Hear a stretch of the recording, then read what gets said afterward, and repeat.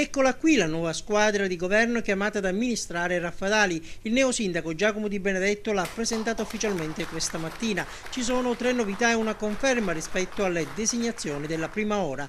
Il volto già conosciuto è quello di Calogero Sciarratta, che era stato indicato dai comunisti italiani durante la campagna elettorale, mentre è stata sostituita Flaminia Farrugia. L'MPA ha deciso di puntare su un'altra donna. Si tratta di Mirella Iaconomanno e in tema di presenza femminile e quota rosa ampiamente rispettata. Nell'esecutivo infatti c'è pure Giovanna Galvano, indicata dal FLI.